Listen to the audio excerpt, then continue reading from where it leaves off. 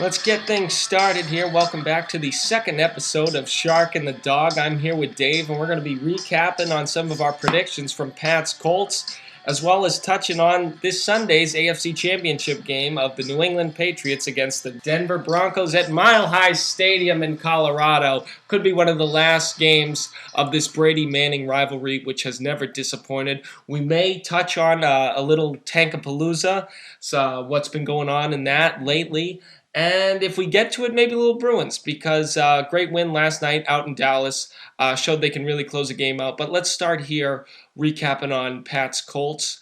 And I was very impressed with the way they played the other night, Dave.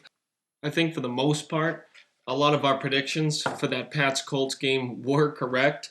I remember you saying Amendola needs to have a breakout game, which he did. I mentioned scoring on the first drive, which we stole the ball to score in that first drive.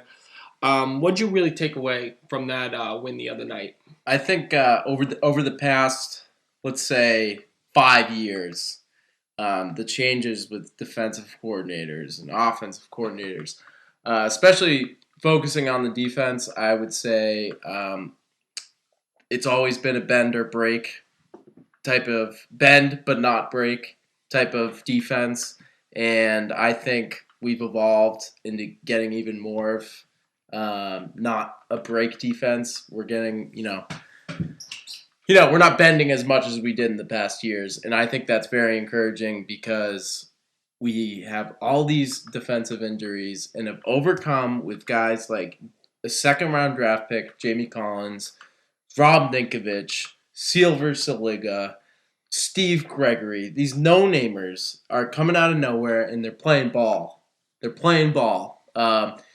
we had Mayo, Will Fork, I think it would be a top 10 defense. And I think we exposed Andrew Luck a little bit last week. Kansas City did too, but my point is that we can cause turnovers, and we started doing that last year, and I think that's going to be huge this week. If we can get a turnover quick against Manning, set the tone for the game, quiet down the crowd.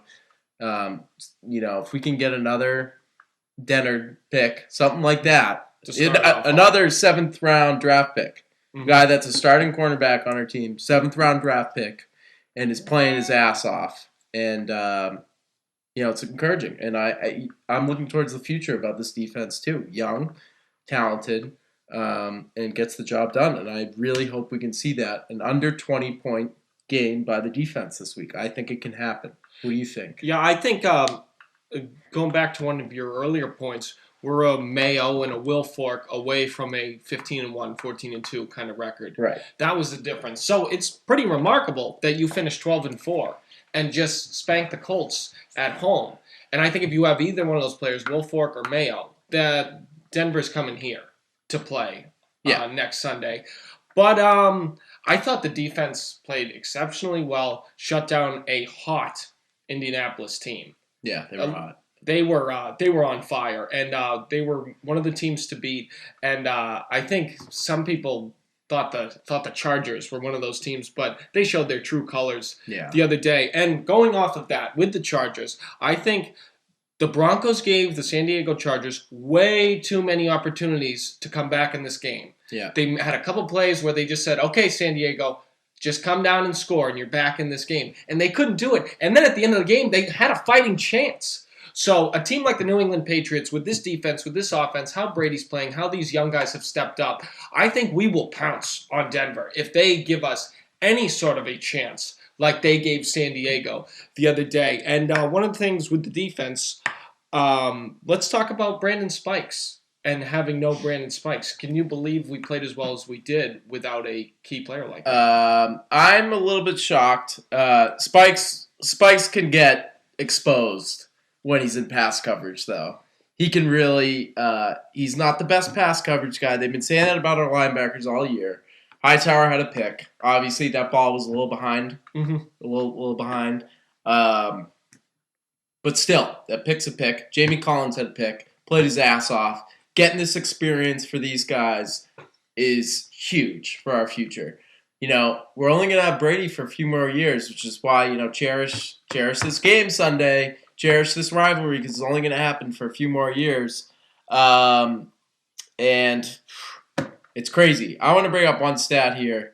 It shows that Belichick can just take a guy out of the game, and I think they're going to be able to do that with Demaryius Thomas. Coming into that game, T.Y. Hilton had 25 receptions for 380 yards and 2 touchdowns through 2 games. Mm-hmm. 25 receptions, 380 yards, 2 games, 2 touchdowns. Comes into New England, 4 receptions. Had a long reception, which put him over the 100-yard marker. Like, that is showing something right there. A team can do that. Obviously, they're playing Kansas City, they're playing Jacksonville. Different teams, not the caliber that we are, but still, the guy's talented, we shut him out. And that's encouraging, and I hope they can do that with Demaryius Thomas this weekend. Yeah, that's a good point. And this Broncos team does not scare me as much as last year's Baltimore Ravens team. Yeah. That team was tough. You had Ray Lewis, Ed Reed, Anquan Boldin. Flacco played better. He played better than Brady in that game, and they came in and they really embarrassed you. And I don't get that vibe from this Broncos team. If they came out and blew us out of the water, it wouldn't really shock me, but I think the Patriots are in a better position this year compared to last year. And last year they had some good players. They were fairly healthy going into that game. They just looked scared to me that entire game last year. And I think we're in a better position this year, even with all the injuries we've faced.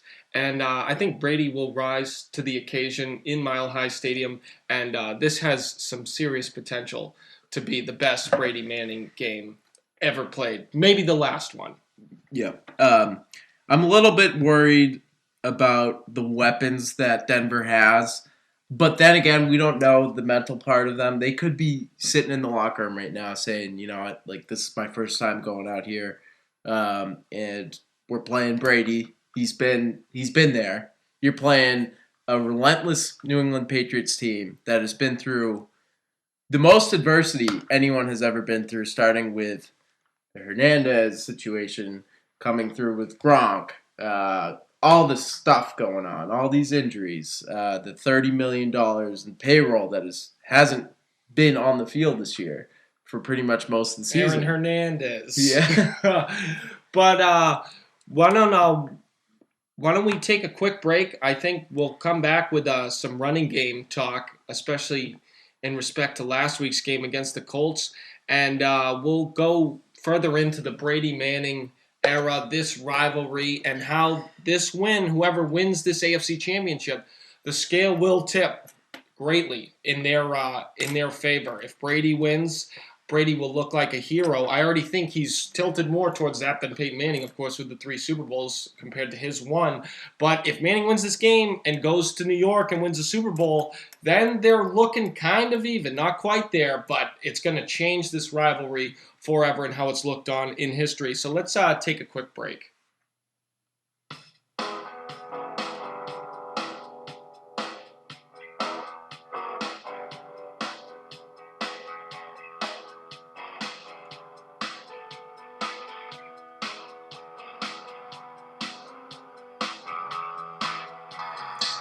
Welcome back into the second part of the show.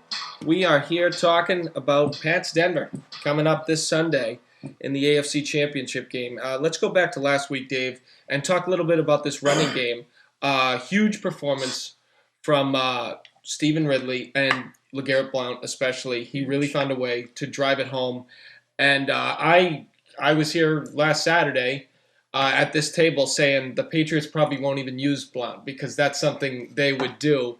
And I was dead wrong because they used him more than he's ever been used in the NFL, and they did a good job.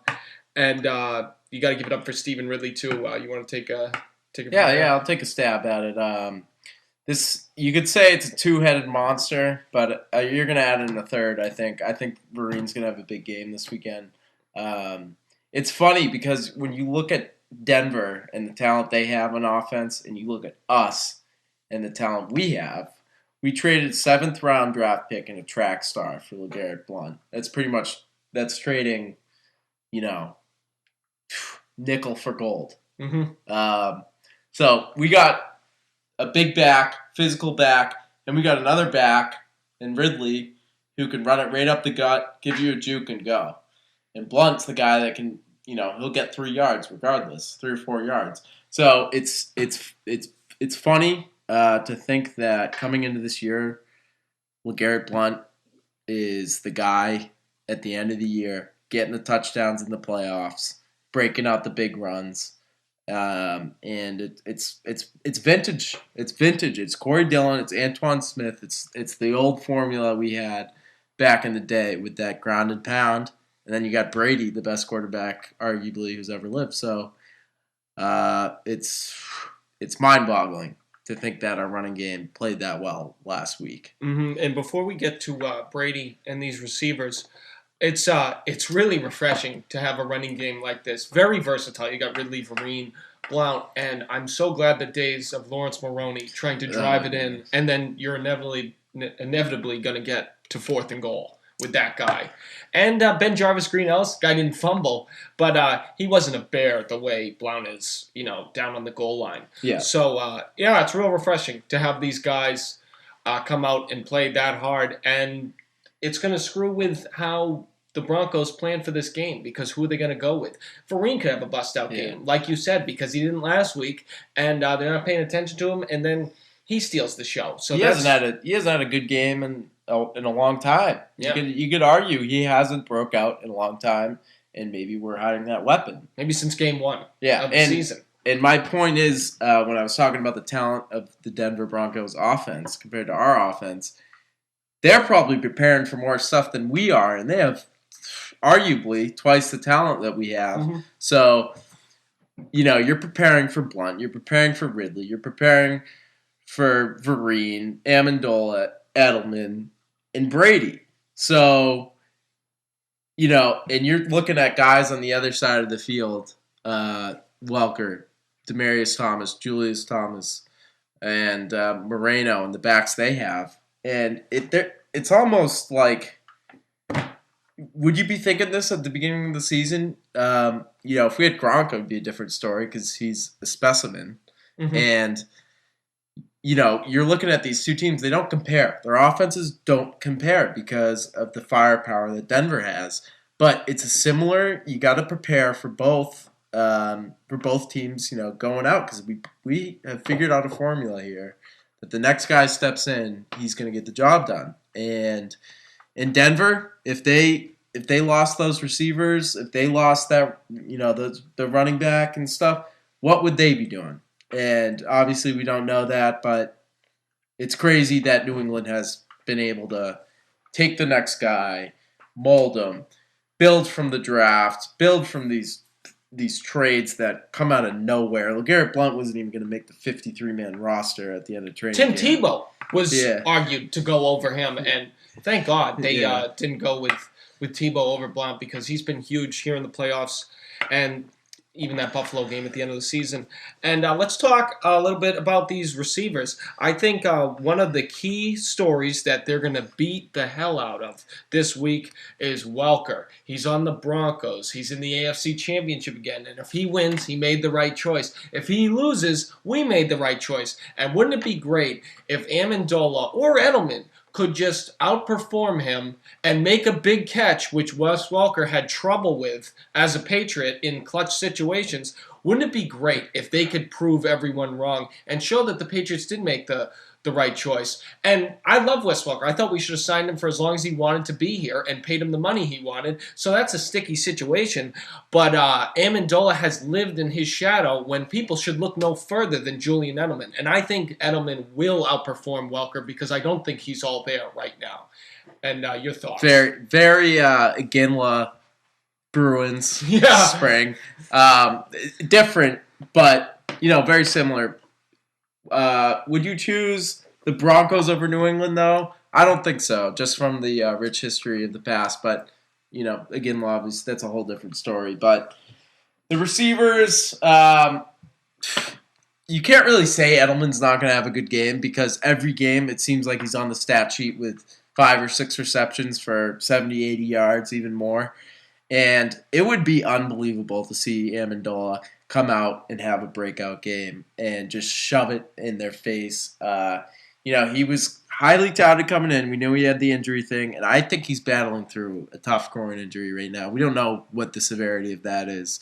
So if he has a big game, it can really silence all the Amendola,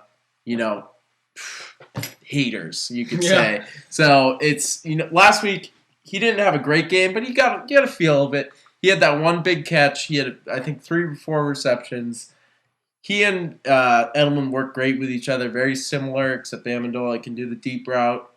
They get the job done. They're gritty, and I'll take grit over their talent any day of the week, especially with guys like Edelman and Amendola. People will disagree with me, but you'll take the grit over the talent most times, and especially in a time like this, the playoffs. You're taking the grit, and these guys got grit. Mm-hmm. I would love to see Aaron Dobson on the field, but with his injury, even if he's only out there as a decoy, I'll take that. But I'd rather not have him on the field because if we were to go to New York and play Seattle, San Francisco, I would want him healthy. Yeah, and you know what? I didn't even think last week we played a great game, both in all 3 aspects of the game. You never see a Belichick coach team make a special teams mistake, and it happened. So, and your punter is questionable this week, and that scares me a little bit. That's my one fear going in. Gostkowski did great. I don't want Brady holding for Gostkowski kicking, a 40-yarder to win the game, 45. Mm-hmm. I don't want that. I don't want, Gostkowski punting and, what if it gets blocked? What if someone runs into his leg? What are you going to do now? It's scary. It's something that is in the back of my head. It's not going to happen, but it could. And it's special teams are still a part of the game here, even especially these past 2 games for the Pats. Blunt had a great game on the special teams, and it led to a big win against the Bills last week. We could have they could have scored a touchdown there, and it would have been a whole different game. You never know.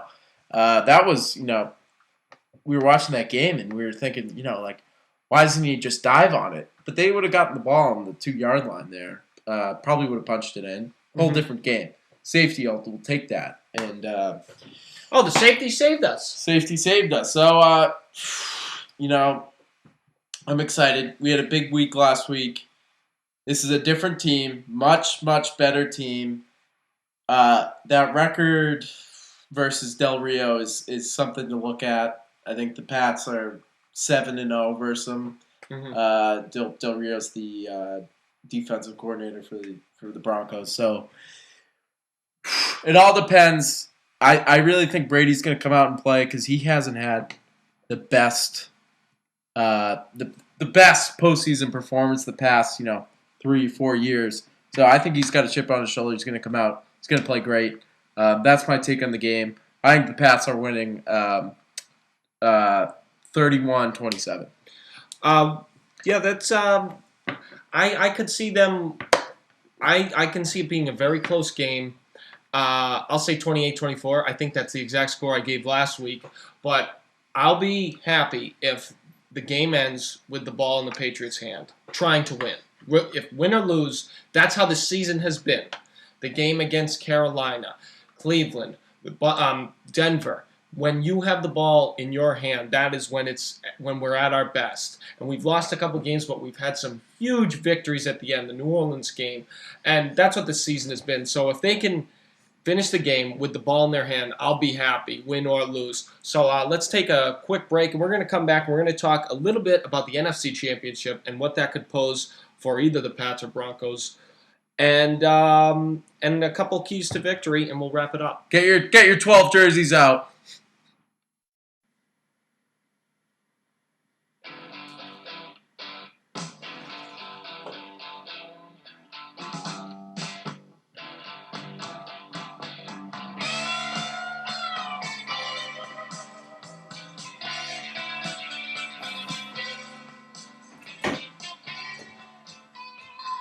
And we're back with our third and final installment of episode 2 of Shark and the Dog. Dave, let's switch gears right now and talk briefly about the NFC Championship. Two elite quarterbacks, young quarterbacks, in Russell Wilson and Colin Kaepernick about to go up against each other. I think the ideal matchup for the NFL consumer is Kaepernick Brady, just because two historic franchises. Kaepernick is just off a Super Bowl loss, and he is hungry. He's a good quarterback, and he's showing that he can play in the playoffs. He's no choke artist. Yeah. So I think that's best. It's going to be a great game either way. I wouldn't mind playing the Seahawks. I think the Niners scare me a little more than the Seahawks. I'm getting ahead of myself talking about possible Super Bowl contenders, but you got to think about it at this state. And what are your thoughts on this game? Until Seattle loses at home, I'm going with Seattle. But I agree. I think a San Fran New England matchup would be great. It would be great for the NFL. Brady Kaepernick's a little intriguing, but we're getting ahead of ourselves here.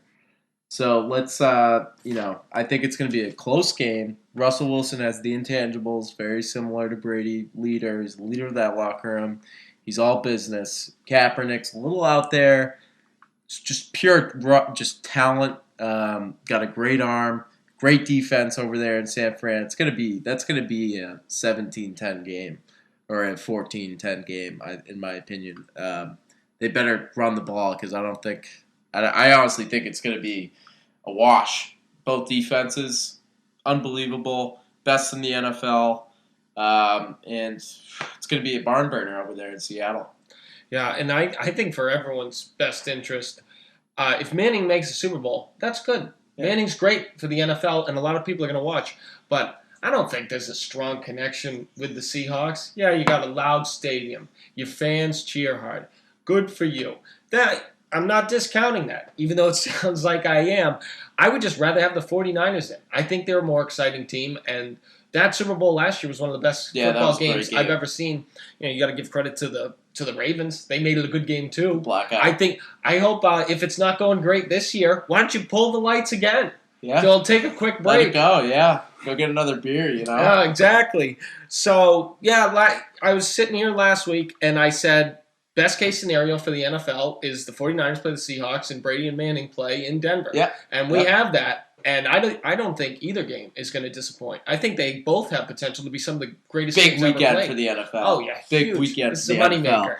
So, you know what? It's going to be a great weekend. We're going to have some great games. Sit by that couch, have a couple cold ones, watch the game, enjoy everything, soak it in. This is some great matchups. Some great matchups this year, and I honestly think it's better than last year already. We haven't even played the games yet, and I think the AFC NFC Championship is better than last year. You got Brady Manning, you got Kaepernick Wilson, you got the San Fran defense versus the Seattle defense, and what more could you ask for this weekend? Yeah, it's the two best young quarterbacks playing against each other. Yeah. And the two best old quarterbacks playing against each other. It's amazing how it's going to work that way. Yeah. And it's going to be the wise man versus the young stud in the Super Bowl, regardless of who wins on either side. Right. And so let's not get ahead of ourselves talking about who's going to Giants Stadium in 2 weeks. Let's finish with Brady Manning, this rivalry, the legacy of the two. Who needs it more? And do you think this could be the potential last game between these two QBs? It's definitely a potential to be the last game between the two. I think Brady needs it more, in my opinion. A lot of people will disagree with that. But Manning is, he's had a great year. People are going to remember this year, even if he doesn't win the Super Bowl, he broke the touchdown. I'm pretty sure he's throwing up all these yards, everything like that. Brady's coming in this year, new targets, a quarterback as his best receiver, his best receiver out, two best receivers coming back out, and it's an intriguing story. And if he wins this will be arguably his best Super Bowl through everything he's gone through this year. He and Belichick, and I think Brady needs it more. He's been to the he's lost his last two. He's got to get there, and I think if he gets there, he's going to win. He's going to have, the wisdom over a young quarterback in Wilson or Kaepernick. So either way, they both need it. They need it bad. You're Peyton Manning. You only got one Super Bowl with those stats. You got to get one. Brady's got to get one. Redeem himself a little bit. End his career. The end of his career with a a good feeling here. Yeah, and if Manning loses this game and it's one of his last games, he's going to live in the shadow of his brother Eli. Yeah. Regardless of what Eli does for the rest of his career, he's going to have two, and you're going to have one. And so I think Manning needs this so bad. This team is one of the most feared teams in the NFL. I think they've started to show their true colors a little bit, especially against the Pats. What a flop! Yeah. And if Denver goes up 24-0 in this game, consider it game over in Denver. But I don't see that happening. One of the things with Manning is he's 10-11 career in the playoffs. Brady and Belichick's record are unbelievable. Yeah. Every game they win in the playoffs, they're a step closer to setting the record. Mm-hmm. Belichick's one win away from tying the most wins by a coach ever. That's remarkable. All thanks to Tom Brady. You can count his one Cleveland playoff win if you want to go back that far. But Tom Brady and Bill Belichick are a force to be reckoned with, and I think Manning is really feeling the pressure this week. Yeah. And I don't think Brady is as much. And one thing I don't want is I don't want us to lose this game by 10, 17 and say, if we were healthy, we would have had it. Right. The NFL season isn't perfect for everyone. Everyone's hurt, too, at this point. Not every champion has been the team is at full health going in. No, they worked the hardest, and they tried the hardest when it counted the most. Yeah. So I don't want to be making excuses Monday morning. Yeah. I mean, and you could argue, the events that happened this year for New England, if they lose, did that build into the playoffs type of deal? All this stuff. You can argue it. You can compare way back. It's all, it's rubbish in my opinion. And I think Monday morning we're going to be sitting here and we're going to be reminiscing on a great Brady Manning matchup. Yeah, I think we'll wrap it up there. I said we might get to Tankapalooza, the Celtics and the Bruins, but no, we'll let those pick up a little more steam. We'll come back next week and we'll talk about those two teams. Who's your guy this week? Who's your guy in the Pats this week? Oh, I'd have to go with I'm going to go with Shane Vereen. Mm-hmm. I'm going with Chandler Jones, defensive side of the ball. That's a good one. He has, he's ready to go, and he, I think his last real good game was against Denver, and we're ready to go. Let's go. Get your jerseys out. I'm rocking the Hot Rod jersey this weekend. Let's get her going, and let's get pumped up. Yeah, it has potential to be one of the best games ever played on an NFL field. Get pumped up! And, we'll wrap it up there. Brady Manning legacy, the rivalry, it speaks for itself. Kaepernick, Wilson, two great games. They have New England. And regardless of what happens, it's going to be a great Super Bowl in New York. Have a great weekend and go Pats.